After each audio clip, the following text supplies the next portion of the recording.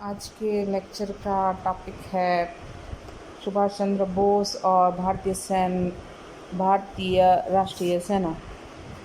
भारत के राजनीतिक विचारों के आधुनिक इतिहास में बलिदान और संघर्ष की भाषा बोलने वाले सुभाष चंद्र बोस का जन्म 23 जनवरी 1897 में हुआ। उनके पिता श्री जानकी नाथ बोस कटक में वकालत करते थे। बाद में वे सरकारी वकील बन गए। सुभाष चंद्र बोस के 7 भाई और 6 बहनें थीं। सुभाष अपनी माता के 7वें पुत्र थे। 1913 में अपनी हाई स्कूल की परीक्षा पास करने के बाद सुभाष ने प्रेसिडेंसी कॉलेज कलकत्ता में प्रवेश लिया। 1915 में प्रथम श्रेणी में MFA की परीक्षा उत्तीर्ण की और BA में दर्शन शास्त्र विषय को लिया। कॉलेज के एक अंग्रेज अध्यापक CF ऑटन ने सुभाष को रास्कल ब्लेडी और उसके सहपाठी को ब्लैक मंकी कहा। इस पर सुभाष का क्रोध उबल पड़ा और उन्होंने प्रोफेसर का गला दबा दिया था। यह घटना एक अंग्रेज प्रोफेसर को भारतीय युवक अपमानित कर दे, यह शासक जाति के लिए चुनौती थी।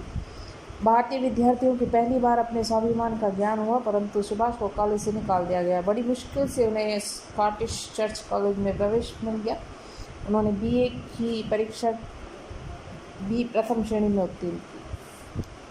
MA करना चाहते थे, परंतु उनके पिता ने उन्हें ICS बनाना चाहते थे। अतः पिता की इच्छा के कारण वे 31 अगस्त 1919 को इंग्लैंड गए।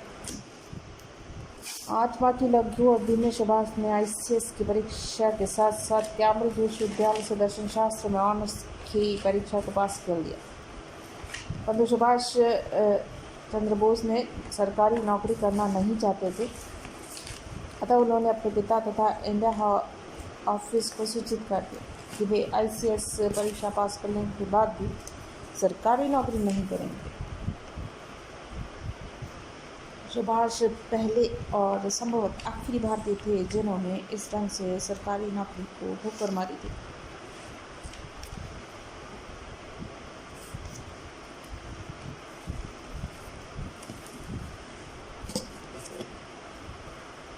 सुभाष चंद्र बोस ने अपनी पुस्तक द इंडियन स्ट्रगल में लिखा है कि कांग्रेस अध्यक्ष की हैसियत से मैंने ब्रिटेन के साथ किसी भी समझौते के प्रति कांग्रेस पार्टी के विरोध को कठोर बनाने का प्रयत्न किया। इससे गांधीवादी क्षेत्रों में जो उस वक्त ब्रिटिश सरकार के साथ किसी समझौते की आशा कर रहे थे, खिंच पैदा हो गई।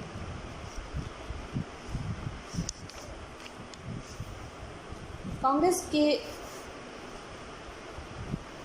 अध्यक्ष पद से त्यागपत्र देने के बाद सुभाष चंद्र बोस ने कांग्रेस के अंदर फॉरवर्ड ब्लॉक की स्थापना की, परंतु दक्षिणपंथी तो उन्हें कांग्रेस से ही निष्कासित करने पर तुले हुए।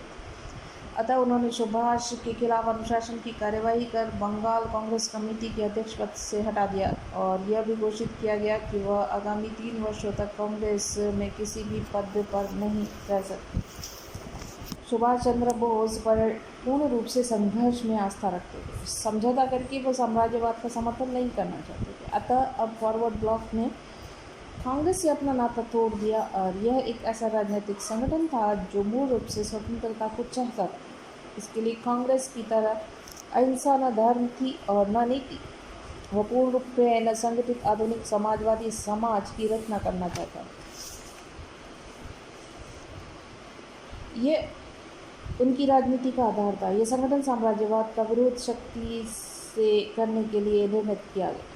मार्च 1940 को उन्होंने रामगढ़ में ब्रिटिश साम्राज्य से समझौता विरोधी सभा का आयोजन किया। 3 जुलाई 1940 को सुभाष ने हॉलवेल स्मारक को हटाने के लिए आंदोलन शुरू किया। जहां तक द्वितीय विश्व युद्ध में ब्रिटेन के साथ सहयोग करने की बात थी, सुभाष और फॉरवर्ड ब्लॉक ने इसका जोरदार विरोध किया। फॉरवर्ड ब्लॉक ने मांग की कि भारत को युद्ध में सम्मिलित करने की ब्रिटिश शासकों की घोषणा को जबरदस्त चुनौती दी जाए, युद्ध में भारत के साधनों के इस्तेमाल का विरोध डटकर किया जाए और केंद्रीय सरकार के युद्ध प्रयासों में बाधा डाली जाए। फॉरवर्ड ब्लॉक का कार्यक्रम सेना में रंगरूटों की भर्ती को रोकना, ब्रिटिश माल का बायकॉट, करबंदी और हड़ताल इत्यादि था। नजरबंदी से पलायन। 2 जुलाई 1940 को बाल सुरक्षा अधिनियम के अंतर्गत ब्रिटिश सरकार ने सुभाष चंद्र बोस को गिरफ्तार कर कलकत्ता की प्रेसिडेंसी जेल में बंद कर दिया। बंदी अवस्था में भी उन पर 2 मुकदमे चल रहे थे। 29 नवंबर 1940 को सुभाष ने भूख हड़ताल शुरू की। उनकी हालत तेजी से बिगड़ी।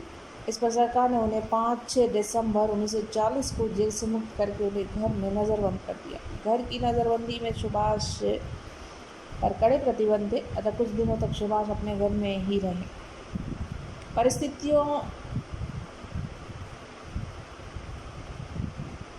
में 17 जनवरी 1941 को सुभाष घर की नज़रबंदी से बच निकले। अयोध्या सिंह इस संबंध में लिखते हैं कि 17 जनवरी 1941 की रात को लगभग 1:15 बजे वह घर छोड़कर कार से गोमा गए और वहां से रेलगाड़ी पकड़कर पेशावर, जमरूद होकर तथा लंदी कोत्तल को बंगाल में छोड़ते हुए वह गढ़ी पहुंचे। उन्होंने पैदल भारतीय सीमा को पार किया और मोटर गाड़ी से काबुल जा पहुंचे। वहां से इटालियन पासपोर्ट लेकर वे रूस गए और 28 मार्च 1941 को विमान द्वारा मॉस्को से बर्लिन।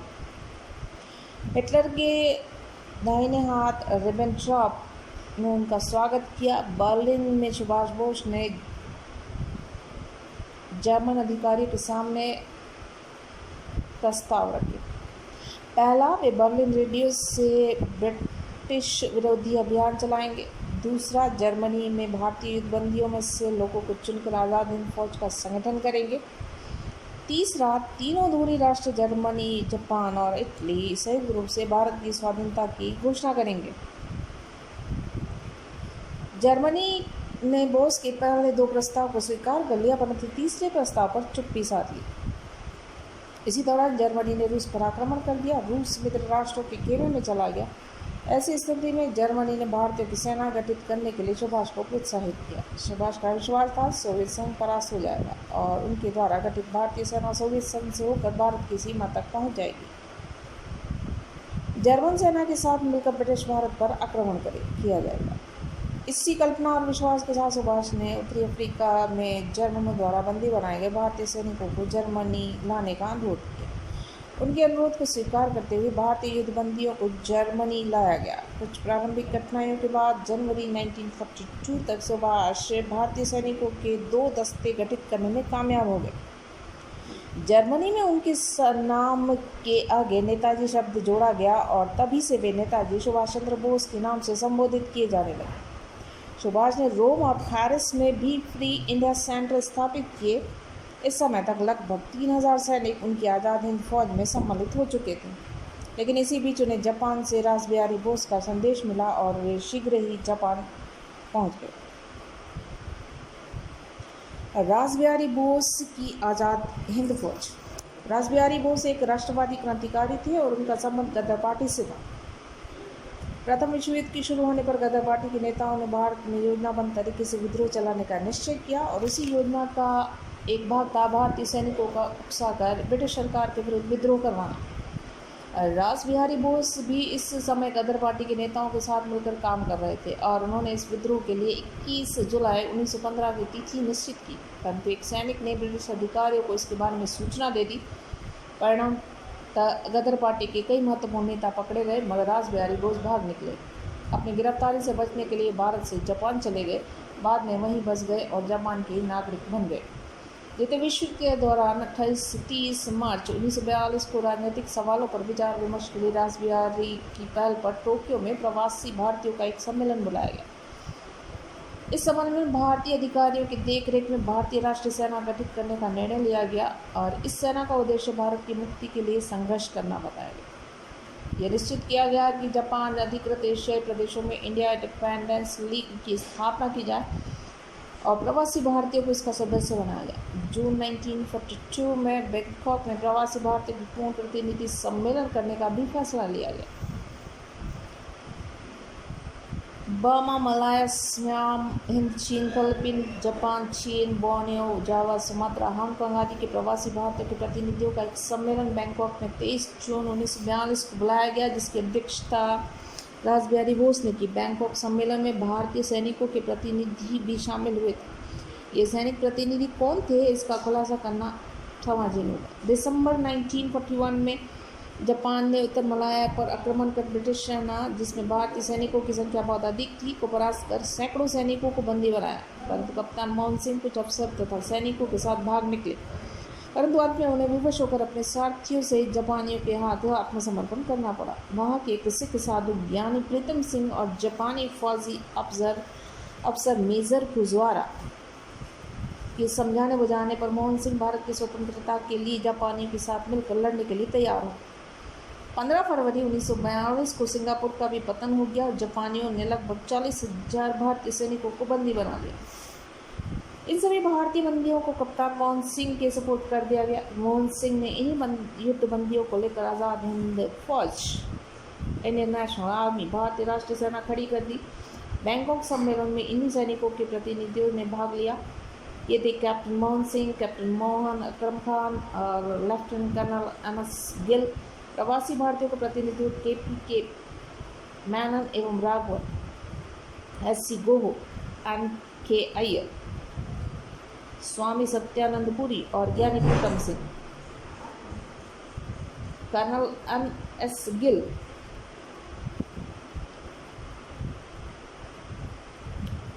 सितंबर 1942 को आज़ाद हिंद फौज की नियमित स्थापना की गई और इस सेना के प्रथम डिवीज़न में लगभग 1700 अधिकारी एवं सैनिक सम्मिलित थे। इनमें 3 ब्रिगेड और सहायक इकाइयाँ थी। इन सेना का पूरा विवरण इस प्रकार है। फर्स्ट, सेनापति मेजर जनरल मोहन सिंह, उप सेनापति और मुख्य सलाहकार colonel N S. Gill, Gandhi brigade lieutenant colonel I.K. Kiani, Nehru brigade lieutenant colonel Aziz Ahmed Khan, Azad brigade lieutenant colonel Prakash Chand. प्रत्येक ब्रिगेड में 3000 सैनिक। Hind field force lieutenant colonel J.K. Bhosle के नेतृत्व में। कुछ सहायक इकाइयाँ थीं जिनका नेतृत्व हिंदू मुस्लिम और सिख अधिकारियों को सौंपा गया। इनमें से एक शाहनवाज खां भी थे, जिन पर लाल किले में अभियोग चला था। इस डिवीज़न को अक्टूबर 1942 को तक बर्मा की तरफ जाना था और इस संबंध में सभी तैयारियां लगभग पूरी हो चुकी थी, परंतु अचानक घटनाक्रम कुछ ऐसा बदला कि संपूर्ण योजना भी ध्वस्त हो गई। आज़ाद हिंद फौज का भंग किया जाना। आज़ाद हिंद फौज की स्थापना तो हो गई, परंतु इसको आरंभ से ही अनेक कठिनाइयों का सामना करना पड़ा। जापान सरकार की ओर से उसके बारे में कोई निश्चित नीति स्पष्ट नहीं की गई। न तो ये तय किया गया कि इसमें कितने सैनिकों की भर्ती किया जाए और न ही अब तक भर्ती किए गए प्रवासी भारतीयों के प्रशिक्षण की व्यवस्था की जा सके। सैनिकों की बुनियादी आवश्यकताओं को भी पूरा नहीं किया जा सका था। परंतु अहम बात यह थी कि आज़ाद हिंद फौज के अधिकारी जापानी अधिकारियों से बार बार अनुरोध करते रहे कि जापानी सरकार बैंकॉक प्रस्ताव को खुले रूप से समर्थन प्रदान करे, जिससे दुनिया जान जाए कि जापान भारत की स्वाधीनता का समर्थक है और हमारा आंदोलन तथा INA अंतर्राष्ट्रीय स्तर पर पहचान बना सके। परंतु जापानी अधिकारी इस संपूर्ण प्रकरण पर चुप्पी साधे रहे। भारतीय अधिकारियों और सैनिकों में रोष व्याप्त हो गया। उन्हें विश्वास होने लगा कि जापानी सरकार अपने स्वार्थों की पूर्ति के लिए अपनी कठपुतली के रूप में आज़ाद हिंद फौज का प्रयोग करना चाहती है। 8 दिसंबर 1942 लेफ्टिनेंट कर्नल N.S. गिल को गिरफ्तार कर लिया गया। इससे मामला गंभीर हुआ। मोहन सिंह और मैनन ने अपने साथियों के साथ विचार विमर्श कर जापानियों के साथ सहयोग न करने का निश्चय किया। इसके बाद मोहन सिंह जापान सरकार को एक पत्र लिखा जिसमें मांग की गई कि 23 दिसंबर 1942 तक सरकार अपनी नीति स्पष्ट करे, अन्यथा आज़ाद हिंद फौज अपनी स्वाधीन कार्यवाही के लिए स्वतंत्र होगी। मोहन सिंह को मालूम था कि इस पत्र से जापान सरकार उत्तेजित होकर उन्हें गिरफ्तार कर लेगी, इसलिए उन्होंने पहले से ही एक सीलबंद लिफाफे में एक पत्र भारतीय अधिकारी के नाम लिखा। इस पत्र में लिखा था कि यदि उन्हें गिरफ्तार कर लिया जाता है तो आज़ाद हिंद फौज को भंग कर दिया जाए। मोहन सिंह का अनुमान सही निकला। पत्र ने जापान सरकार और रासबिहारी बोस दोनों ही नाराज। रासबिहारी बोस के आदेश में मोहन सिंह को गिरफ्तार कर लिया गया और आज़ाद हिंद फौज को भंग कर दिया गया।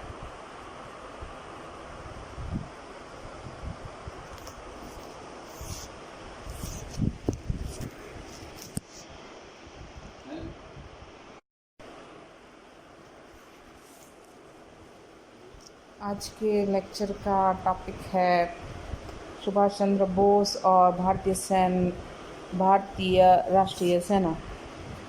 भारत के राजनीतिक विचारों के आधुनिक इतिहास में बलिदान और संघर्ष की भाषा बोलने वाले सुभाष चंद्र बोस